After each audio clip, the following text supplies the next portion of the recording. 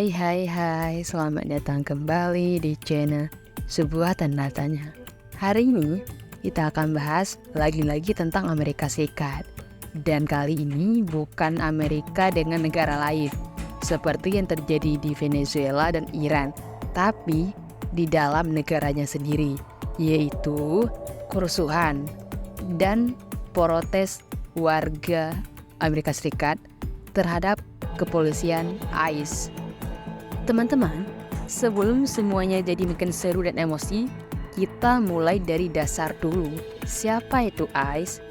ICE itu adalah singkatan dari Immigration and Customs Enforcement, yaitu sebuah badan federal di bawah Department of Homeland Security yang tugasnya menegakkan hukum imigrasi dan bea cukai di Amerika Serikat.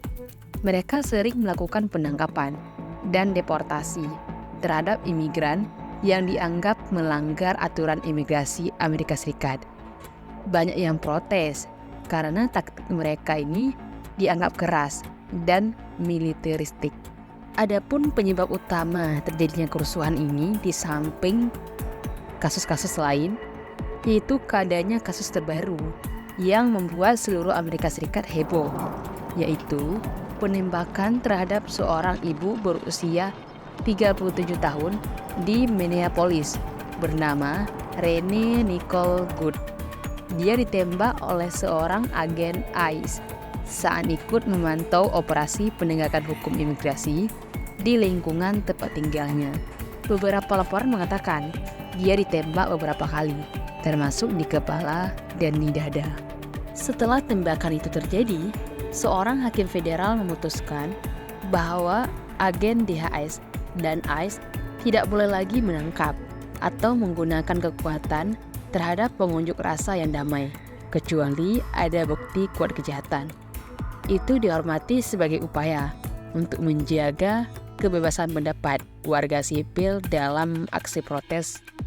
Adapun skala operasi ICE ini adalah operasi penegakan imigrasi di Minneapolis disebut oleh pejabat DHS sebagai yang terbesar dalam sejarah penegakan imigrasi federal di kota itu. Ratusan sampai ribuan petugas diturunkan, termasuk ICE dan Border Patrol, dan ini membuat banyak warga merasa terintimidasi dan memicu protes besar-besaran. Dan bukan cuma di Minneapolis, ribuan orang turun ke jalan di banyak kota seperti Portland, Minnesota, Philadelphia, bahkan lebih luas ke seluruh negeri dalam aksi di ICE dan tuntutan agar ICE ini dibubarkan. Mereka membawa spanduk sambil menyuarakan tuntutan agar keadilan ditegakkan bagi korban tembakan. Di tengah protes, ada juga klaim yang salah beredar. Misalnya, kabar bahwa mantan pemimpin kelompok ekstrim disebut sebagai agen ICE, dan ini tidak benar. Tapi, narasi-narasi seperti ini membuat situasi semakin panas, karena warga makin mudah percaya hoaks di media sosial. Dan kasus penembakan di Minneapolis ini bukan yang pertama kali.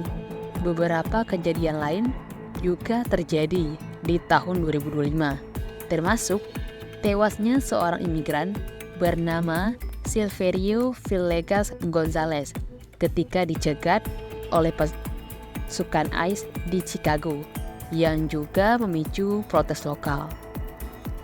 Selain kematian, tembakan terhadap seorang warga Venezuela di kaki juga sempat dilaporkan di Minneapolis sebagai bagian dari serangkaian insiden penegakan hukum ICE yang memicu protes lanjutan. Di luar konflik bersenjata, ada juga dampak lain, yaitu riset ekonomi menunjukkan bahwa operasi besar-besaran seperti razia imigran di California mengakibatkan lapangan kerja pertanian terganggu sampai miliaran dolar kerugiannya, karena pekerja imigran ini jadi takut datang ke ladang dan pasar tempat mereka bekerja.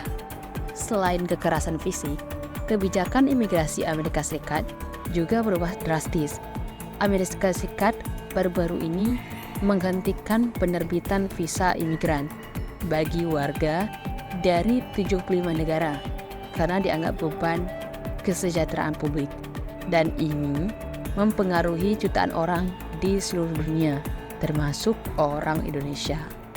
Adapun dampak psikologis bagi warga ini adalah banyak warga lokal dan imigran merasa hidup mereka dalam ketakutan.